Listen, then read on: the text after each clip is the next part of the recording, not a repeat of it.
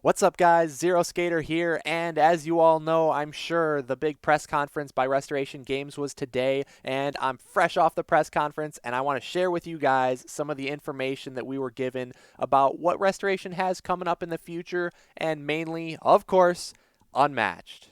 But before we get into everything, guys, you know what to do. Make sure you attack that like button if you enjoy the video and subscribe for more Unmatched content. Plus, be sure to turn on notifications as we still have some big news coming up soon that you will not want to miss. So very briefly, guys, they did talk about a new partnership with Goliath Games for a new Fireball Island game, as well as a brand new one called Crossbows and Catapults that they're working on. They talked about a bit of Return to Dark Tower and where that stands in production, and they mentioned they should start shipping out to backers around August. And then they announced their Target exclusive version of Downforce with the 6 new powers. They showed off some box art for their upcoming games Key to the Kingdom and Buried Treasure, both of which look like fun little whimsical games. Then they closed out the stream by announcing their big new Kickstarter coming in the fall for Thunder Road Vendetta. And now you guys can look up more details on all that if you're interested, but I know what you're here for is Unmatched. So here we go, guys. Let's get into it. Spoiler alert, we have the full roster of Battle of Legends Volume 2 revealed to us, and here's the box art right here, which just looks incredible. And you can see we have Sun Wukong, Yennenga, Achilles, and Bloody Mary. So what a collection of fighters here. That is awesome to see. And I'm sure we have some crazy stuff in store for us. So we also got to take a look at some of the minis and the card backs and a couple of new cards as well. So I'll be showing off all of those. So let's get into the first one being Yennenga. Okay, guys, so to start off with Yennenga here, you see the card back looks super nice with that dark blue color and the yellow theming going on. You got the arrow in the ground with the archer silhouette in the back among the moonlight. That just looks fantastic. And that mini too, the sweet looking mini with the bow drawn and that deep blue color for the base just looks great. So she's going to be a 15 health hero, as you can see, and something really important, guys, are these sidekick tokens down here. Now there's 2 of them, so I'm guessing that she's going to have 2 sidekicks, and they have a 2 health marker on them, which means they're going to have 2 health instead of 1. So the first multi-sidekick fighter with multiple health. So that's something unlike we've ever seen in the game so far. We've seen the Outlaws, Muldoon's Workers, Dracula's Sisters, Medusa's Harpies. They are all multiples of them, but they have 1 health each. So this is the first time we're seeing more than 1 health on a multi-sidekick, which is super unique. And while that may not seem like too much more because 2 health isn't that much better than 1, I think there's a few scenarios that's really going to make a difference. And the first one that comes to mind would be against Medusa, let's say, because you can safely keep Yennenga out of Medusa's zone, send the archers in to attack and harass her and use up her defense cards without having to take that auto damage back on your hero, and without giving up your sidekick for free, because they have 2 health instead of 1. So you're going to be able to send them in, they'll take that 1 ping damage, they'll stay alive, and then if Medusa wants to kill them off, she's going to have to actually attack and use a card to finish them instead of just getting it for free. So that's a huge difference there, and I'm sure there's going to be other ones that we run into, but I think 2 health is definitely pretty strong for multiple sidekicks. And then looking at the first new card we've seen for Yennenga, it's going to be called Divide and Conquer, which is a 2-value versatile that says during combat, if your fighter is not in Yennenga's zone, the value of this card is 4 instead. Now keep in mind, guys, this is an archer card, so Yennenga can't use this, and it seems like a simple card on the surface, but I think it's quite good. And the big thing that this card is going to do is a common thing the opponents like to do with 1 health sidekicks is attack them with something like a Momentous Shift, because it guarantees a kill. Because if they feint it, it's 3/2 and it dies. If they defend with a skirmish, it's 5/4 and it still dies. And so because of that, opponents can guarantee kills on your sidekicks. But with a card like this, you're going to be able to defend those sidekicks because they have 2 health, like I just mentioned, instead of 1. So that's actually a really powerful difference between 2 health and 1.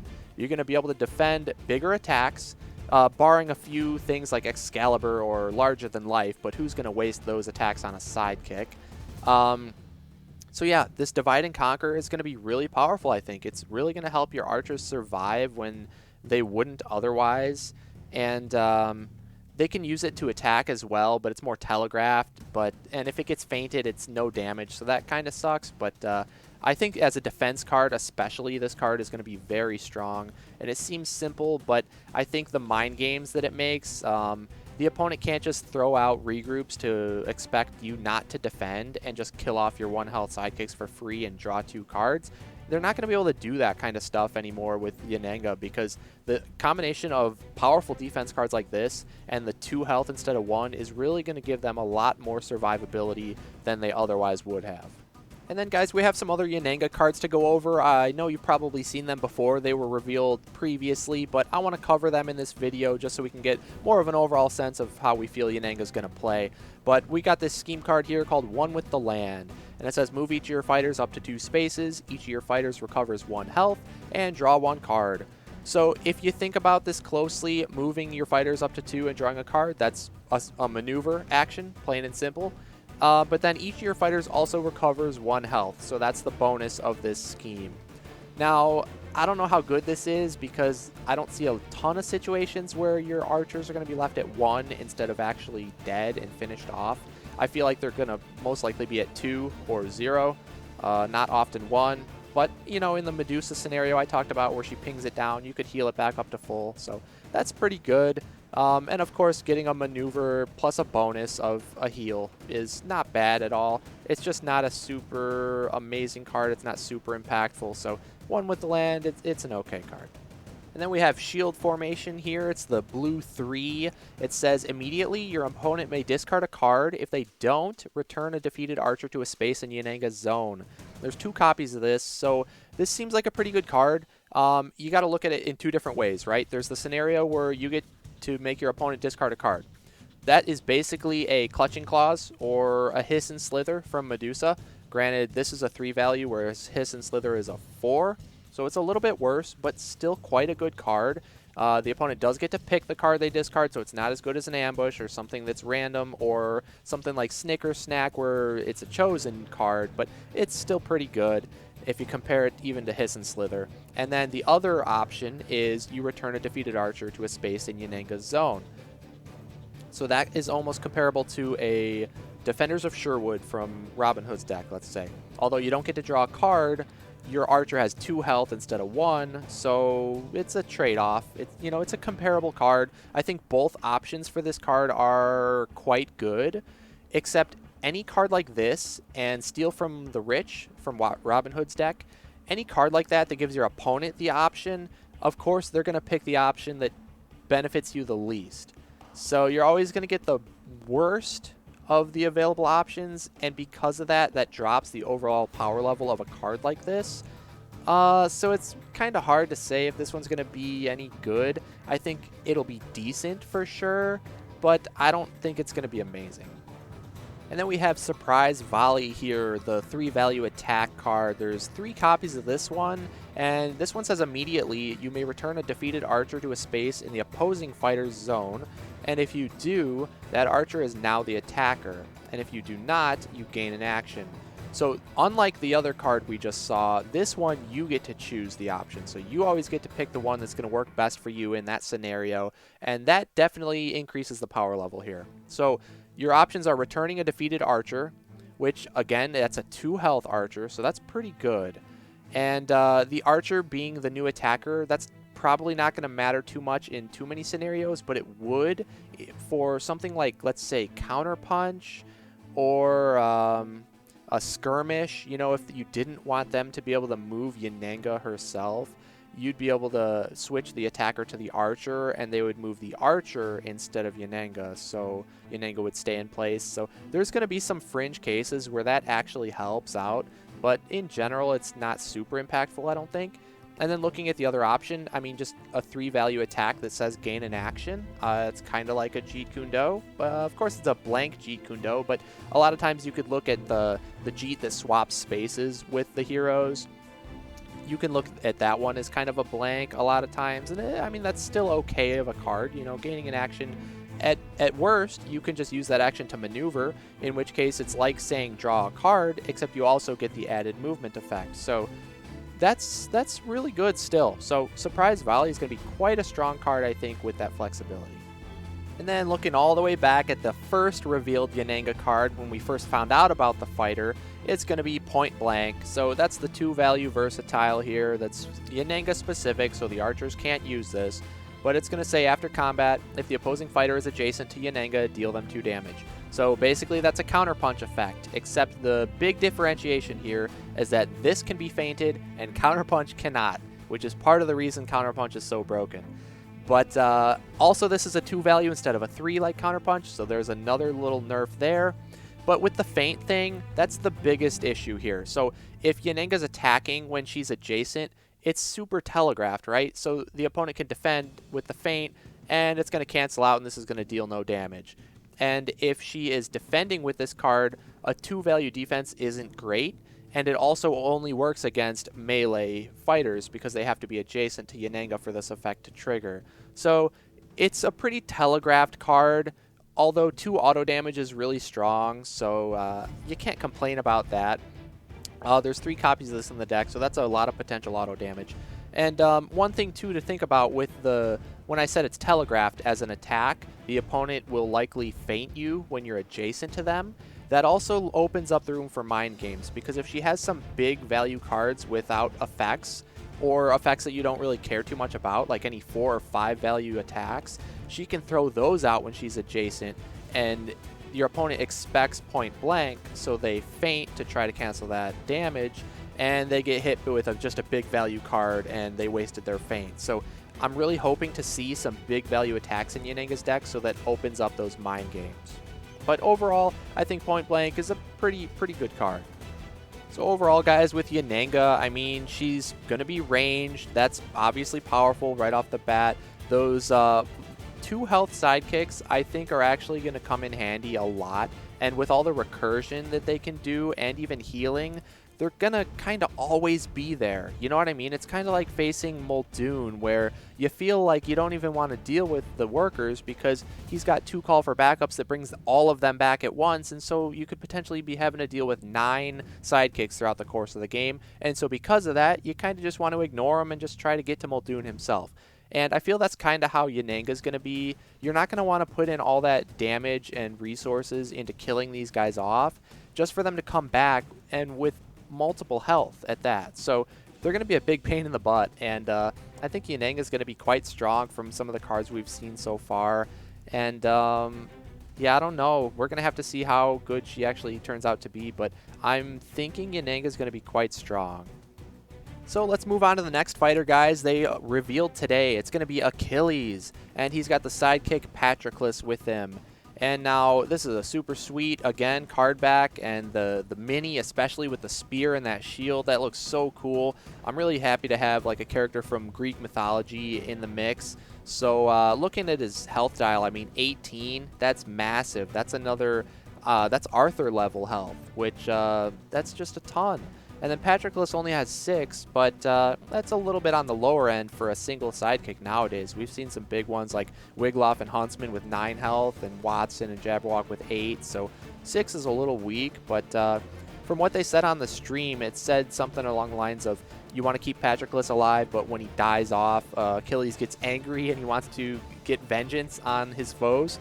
So there's probably going to be some unique dynamics there, and that's could be the reason why they put his health so low, because they kind of want him to die off throughout the course of the game, because that's going to trigger some other effects that you have. So super interested to see how this one plays out, but let's check out a couple of the cards that they revealed here. Alright guys, so the first Achilles card we're going to see is Achilles Heel. Go figure. So it's going to be a blue 4 that says, after combat, if you lost the combat, your opponent gains an action. Wow, so that is a huge detriment right there. You never want to give your opponent free actions. I mean, that just opens you up to combo opportunities from fighters who don't even have combo potential normally. So that's kind of crazy. They could also just maneuver away and draw a card, so you're giving them potential hand advantage. You're letting them get farther away from you, essentially kiting you. You know, so you're going to have to go chase after them if you want to get in some damage and some combats. I guess this is very fitting. I mean, that's definitely an Achilles heel. So At least right now, I don't see any benefit whatsoever to this effect. We're going to have to see if it plays in with his ability at all or some of his other card effects, but I can't see that effect as being anything but a detriment to you. And there's 3 copies of this in the deck, so I guess what that kind of tells me is that Restoration sees that 4 value defense cards are very strong, and they don't want you to just have an ample amount of them without any kind of trade-offs. So we'll see if that's kind of a design philosophy, kind of epiphany moving forward with these decks. And 4 value defense cards might be more rare or more situational. Like we saw with the Yennenga one with the archers, they have to not be in Yennenga's zone, so it doesn't always bump to a 4. So, you know, we're going to have to see if that's correct or not. But it seems like Achilles' heel is an okay card because a 4 value defense is good, but that drawback is just huge. So it's going to be a risky card to play. And then the only other Achilles card we saw is actually for Patroclus, the sidekick. So it's going to be a 3 value attack called Battle Frenzy. And it says, after combat, deal 2 damage to both fighters in the combat. So that's a pretty strong effect. It doesn't rely on adjacency like a counterpunch does. So even if you attack into an opposing skirmish or a leap away and they push one of you guys away from each other, the effect damage is still going to go off. Now, it does damage both fighters. So Patroclus is going to take 2 and the opponent is going to take 2. But I think that's a pretty good trade when you're talking about a sidekick. And especially if what I said earlier is correct and Achilles kind of has other perks or benefits from Patroclus dying off, this is going to be a really strong card. There's 2 copies of this in the deck, so you're going to be able to deal 4 auto damage potentially with Patroclus, and granted that's 4 out of his own personal 6 health, so he's going to be left at 2 at that point, basically dead. But again, if there's benefits that come from him dying off, I think Battle Frenzy is quite a powerful card. And that's all we're going to see for Achilles for now, guys. But he looks really interesting. I mean, he seems like a high-risk, high-reward type of hero.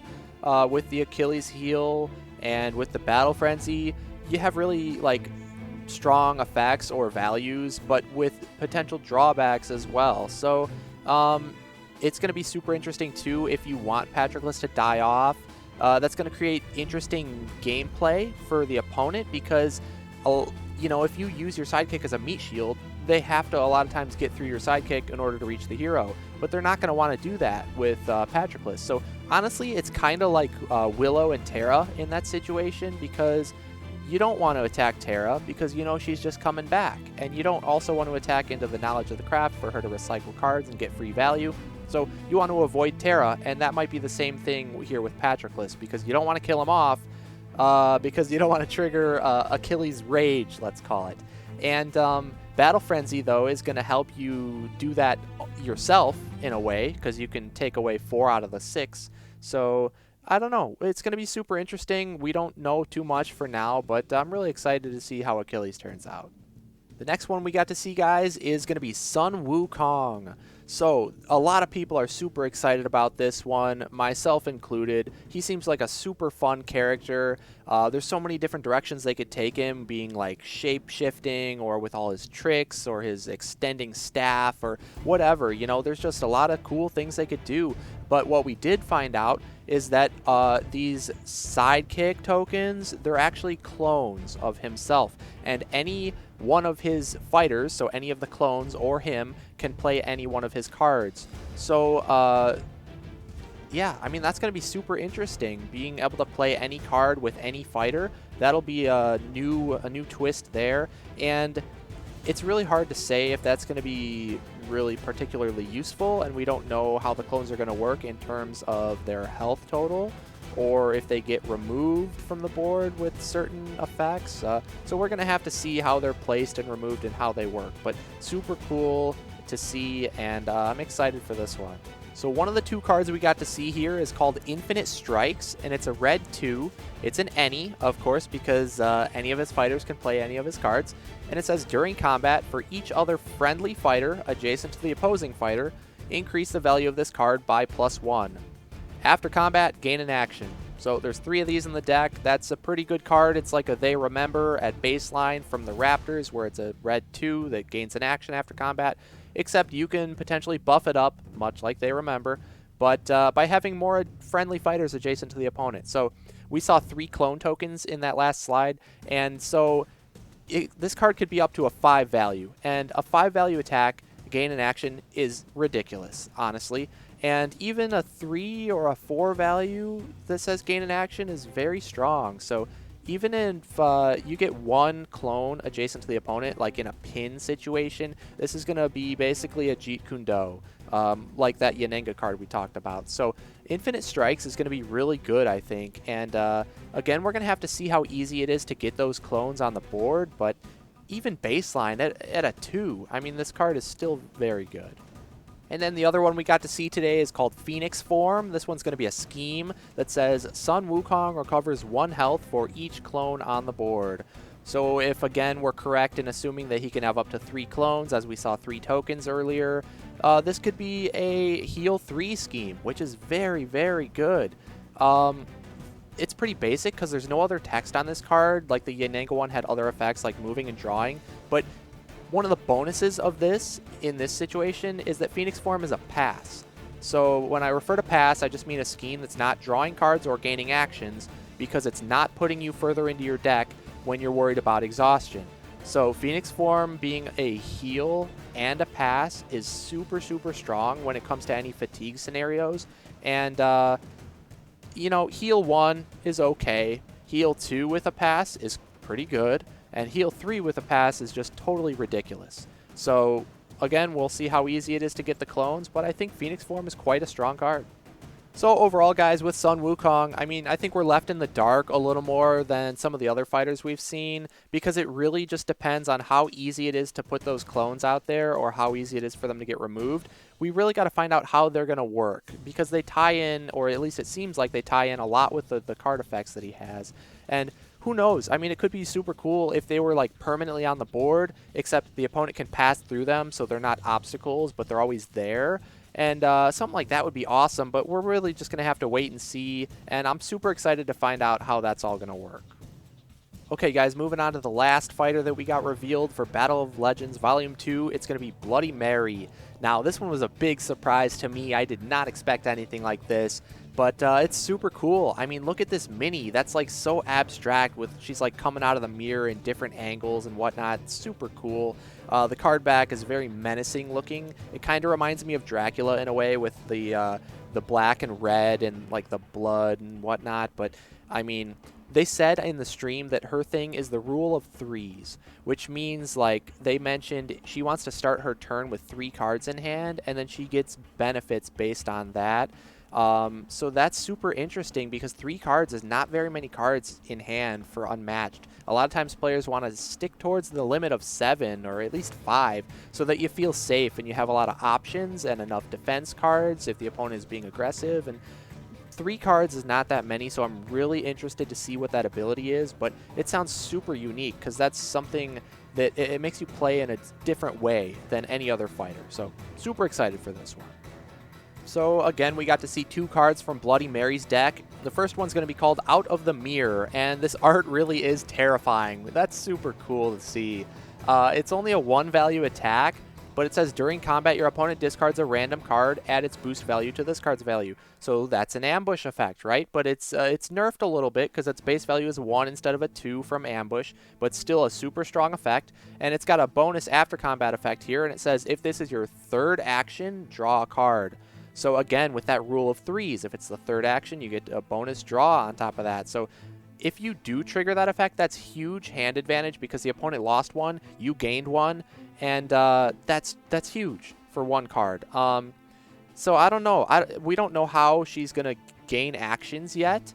So maybe her ability, if she starts her turn at 3 cards in hand, she does get a bonus action, because that would make sense. 3 cards equals 3 actions. Maybe that's it, but we're going to have to see. But anyways, Out of the Mirror, even if you don't trigger that after combat, being the extra bonus draw from the 3rd action, it's still an ambush at worst. So, yeah, great card right there. Super good, super cool art. This one's awesome. And the other one we got to see is called Broken Glass, and they really went out of their way to make these card arts horrific, which is pretty cool. But this one is a 3-value versatile, and it says during combat you may increase or decrease the value of this card by 1. And then after combat, if the value of this card matches your opponent's card, draw 1 card and the opposing fighter takes 2 damage. Wow, what a crazy card this is. There's 3 copies of the deck even. So, this just seems insane. I mean, you could attack with it into a skirmish. You can bump yours to a 4, then they match. Your opponent's going to take 2 auto damage, and you draw a card to make up for that. You could use it on defense, and even if they don't match, I mean, a 4-value defense is just good, as we talked about. So this one just seems insane. And you could even attack, and if the 3s match up, you don't modify yours. And again, deal 2 and draw a card. That's crazy. And even if you're worried about fatigue, you could bump this one up to a 4. If you do see that your opponent played a 3-value defense, you'll get the 1 damage through still, and you won't have to draw that card, so you can play around fatigue better for yourself. So this card just seems crazy good, and it's super unique. So overall, Bloody Mary seems like one of the most unique fighters we've ever seen in this game so far. And that rule of 3s I think is just really interesting and could create some crazy decisions to make while playing. Because let's consider the fact that you could have 3 cards in your hand setting up for your turn to get whatever bonus that may be, and then your opponent comes to attack you, and you have to make a choice between whether or not you want to defend and not start your turn with 3 cards since you spent 1, or if you want to just take the attack undefended, and then you start with the 3 cards, but you had to take a big damage hit in order to do so. And I don't know, it's just going to be super unique. I hope I'm right with my prediction where she'll get 3 actions if she starts with 3 cards in hand. I think that could just make for some awesome decisions throughout the game, and super unique. So Bloody Mary to me looks like one of the most fun fighters we've seen in a long time. So that's going to do it for the new Battle of Legends Volume 2 reveals, guys. It does say that it's going to be out in Q4 of 2021, so later this year it will be in stores. So that's super exciting. I know with all the, shipping and production delays and whatnot that's going on, they don't have a set release date yet, but it's coming this year, so get ready. It's going to be awesome.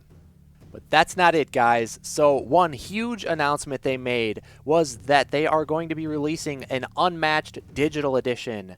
Now, that's coming out December of 2021, so only 5 months away. It's so close, and that's so huge. It's going to be on Steam for Windows and Mac. It's going to be on Nintendo Switch. It's going to be on your phone. You can just get a mobile version of this on your phone and play it wherever and whenever.